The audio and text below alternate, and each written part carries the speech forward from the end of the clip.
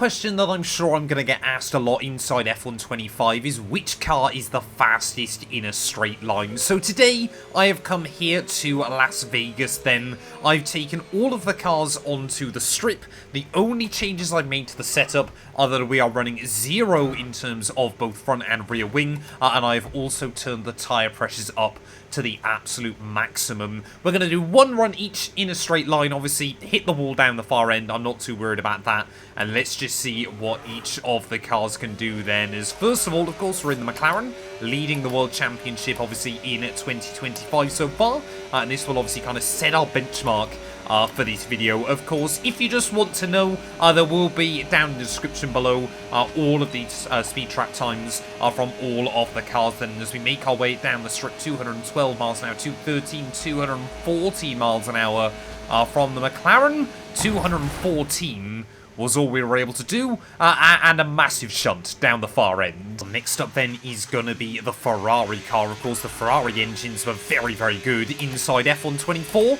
I believe we hit our highest ever speed in a Ferrari on that game. It might have even been a Haas car here in Vegas. Of course, that thing, though, was completely maxed out. These are on not equal cars. Obviously, each car is slightly different. But we are obviously on the baselines. There we go, 214 on the Ferrari, 215 in the Ferrari there, and I feel like we could have been very close to 216, but quicker than the McLaren immediately then. So once more, it might be that Ferrari engines are the way to go. Third up then is going to be our third separate power unit of the video so far, and this time round we are in the Red Bull. Of course, didn't feel like it was that long ago in real Formula 1 that we were remembering just how ridiculously quick this thing was in a straight line, but I'm not sure whether it's going to be the quickest thing inside F1 25 there. Open up the DRS as we make our way out onto the straight. You can see 212, 213 miles an hour. Only 200... Oh, there's 214 as well. So it is as quick as the McLaren in a straight line, but not as quick as the Ferrari. Next up then is going to be the Mercedes, of course. Going to be interesting to see whether it's got the same top speed as the McLaren, because of course, you know, they've got identical engines in the back of them, but have Mercedes potentially missed a trick here? Have McLaren got a little bit of a slipperier car in a straight line as we try and get out, activate that DRS once again? We're looking for 215 miles an hour to beat the Ferrari. There goes 212, 213 over the bump.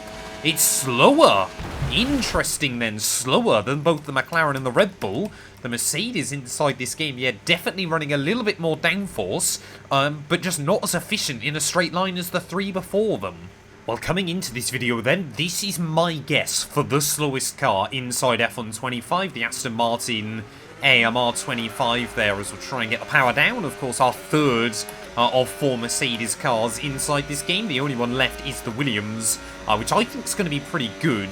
But yeah, I just don't think the Aston Martin is going to have that much straight line speed down the strip. But will it get close to the Mercedes 213 miles an hour? 210 to 11 to 12. And there you go then. Oh, 213. It did just hit 213 down the strip. So the same speed as the Mercedes, but I think slightly lower. Annoyingly, you can't get point miles an hour inside this game. Maybe I should have gone with kph, because obviously it's a little bit more precise, but I guess I didn't think about that until now. Well, next up then, and our final different power unit inside F1 25 is going to be the Alpine. Of course, the final year that we are going to get these Renault E-Tech engines in Formula 1. I think this car, though, is going to be a little bit of a dark horse inside this one. I think it could match the Ferrari for straight line speed. Of course, we all know that Renault IRL struggle. It's kind of known that they have slightly less power than everybody else, but how will that affect them in this straight line speed test? 214 miles an hour. Not as quick as the Ferrari, but as quick as the Red Bull and the Mercedes then. I think that's pretty good going, about 20 horsepower down. Well, next up then, and our second Ferrari-powered car in this video is going to be the Haas car, of course, home race here in Vegas for them. But again, a bit like the Alpine, I think this could be a little bit of a dark horse. I believe I hit 235 miles an hour with a slipstream inside this car on F1 24. But what will I do inside F1 25 then? Immediately up over 205 miles an hour by the time we get in the DRS zone. 213, 214. This thing is very quick. 215 miles an hour we just were able to hit there. So matching the Ferrari car in a straight line. I guess that kind of means, will we see the Sauber go quicker? Normally that car's a little bit weaker in the game, but joint at number 1. I think the Ferrari was slightly faster still. It probably hit like 0.3 mph more. Well, next up then is going to be the Red Bull Junior Team car, the VCarb. 214, of course, was what the Red Bull was able to achieve. Will we see the VCarb go any quicker or slower? Let's find out then as we try and cycle back up through the gears. I've left traction control off because it seems to make all of the cars a little bit slower, but of course it will mean that all of our launches aren't perfectly identical, but I'm hoping that won't make too much of a difference as well then. 211, 212, 213, there goes 214, we could see it match the Ferrari and the Haas. 215, there we go then. So the VCarb, interestingly, quicker than the Red Bull inside the game. That's quite an interesting surprise, and I'd argue that might have even been slightly quicker than the Ferrari. I'll have to go back through, watch the footage. Like I said, there will be top speeds linked down below. I'll try and kind of rank them how I feel they actually perform if there's a tie. Well, it wasn't that long ago then that it was the Williams car that was an absolute missile in a straight line, but James Vowles has tried to teach the team the art of downforce, and I don't expect this thing to be as quick inside F1 25. I actually think it might be one of the slower cars in a straight line, which seems mad to think about just a couple of years ago there, but 214 miles an hour from the Mercedes, 213 from the Aston Martin. Where will the Williams fit in? There goes 213.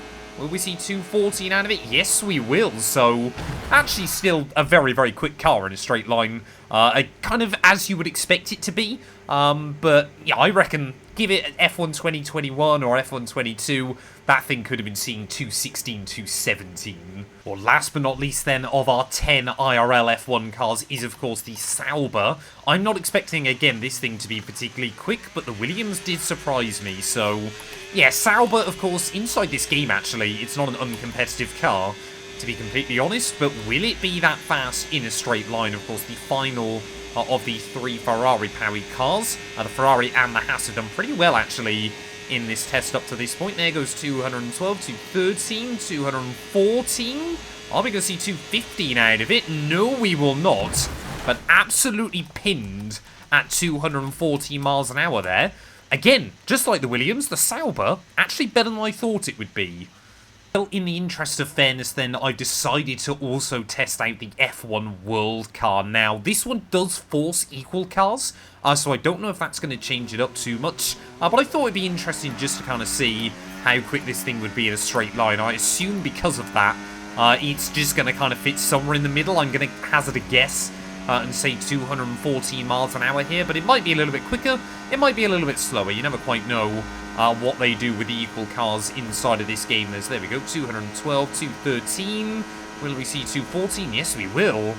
So 214 miles an hour again there.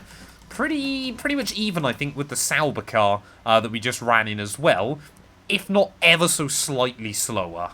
And last but not least then, I thought why not? We're going to bring the Prima Formula 2 car to the venue as well, of course. All of the F2 cars are completely identical inside the game, so hopefully we're going to have just, you know, a bit of an interesting comparison. First of all, the HUD. I thought F1 25's HUD is bad. Clearly they've made the F2 cars even worse. But will we even see 200 miles an hour out of this thing? I would expect we should. But of course, this thing is far more sensitive about its power band, especially with the Mecachrome Turbo in it. 195, 198. Will we see 200? Yes, we will. 202 miles an hour, actually, from the Formula 2 car as well. And our final massive shunt down the end of the strip. Thank you all so much for watching. Let me know your thoughts and feelings down on the comments below. And make sure you subscribe for more Formula 1 science.